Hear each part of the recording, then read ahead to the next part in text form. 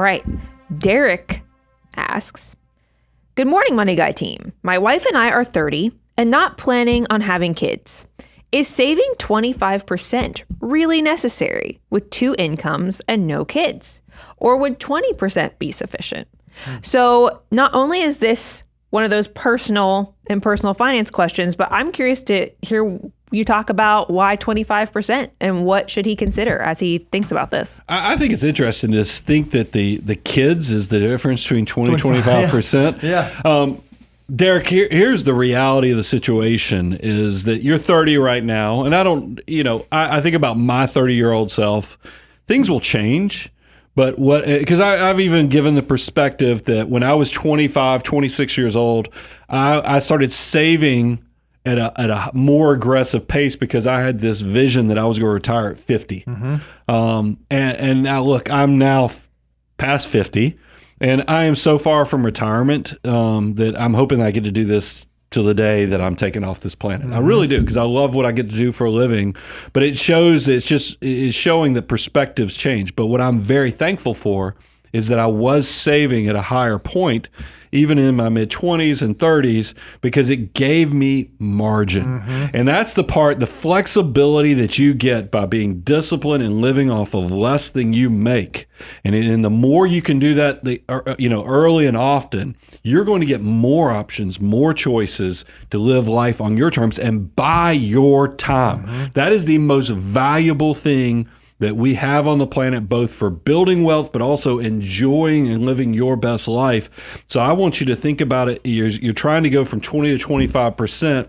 And the kids, yes, that can play into the dynamics and the mathematics of it, but the reality is you want to own your life that much sooner. We have a great deliverable called, if you go to moneyguy.com/resources, that is, what can 25% do for you? Nate, do we have the ability to pull that one up? Oh, yeah. It's amazing. And what I want you to do is, this is what's great. So if you think about, you said that you and your wife are 30 years old. If you start saving right now 25% of your gross income, you would be on pace by the time that you get to age 65 to be able to replace 120%, 119% of your pre-retirement income. So you kind of get to do a pay raise when you retire, or what you're able to do is you're actually able to retire a little bit earlier. Now you can see the difference in saving for a 30-year-old, saving 25% versus saving 20%. You go from 119% replacement ratio to a 95% replacement ratio. Again, that is still fantastic. That's wonderful. What I like about saving early and often is exactly what you said. It gives you margin so that you have more flexibility to do the things that you want to do sooner. Because maybe life happens. Maybe you do decide you end up having kids, or maybe jobs change, or maybe you have to move where you live in the country. And there are going to be unforeseen circumstances that cause you to have to decrease your savings rate in the future. Well, if you saved aggressively early on, you are insulated from that having a huge impact on your financial life. Or if those things don't happen and all you do is just continue to save 25% starting right now all the way till you get into your 40s and 50s, there's a really good chance that you will be able to design the life that you want to live much earlier than someone who chose a much lower savings rate. So I think there's a balance between enjoying today and living for today and getting value out of the things you're doing today, but also aggressively saving for the future so that you can have a great, big, beautiful tomorrow. There's also this spectrum issue, is that somebody who's 30 years old, you're closer to the beginning of your savings rate, that you're probably your assets, even if you're a prolific saver,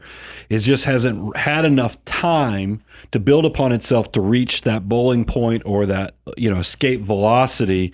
But then I don't want to discount that I do love having these discussions so that you get to live your best balanced life, is because I do want people in their 20s and 30s to be very disciplined, but also not to be misers. Mm-hmm. I want you to enjoy every decade of your life, but I love that we give you the guidance so you can focus on that balance, so that you're also not the 40 to 45-year-old that is saving at aggressive savings rates to the detriment of your future self. But you just have to know, where are you on the spectrum?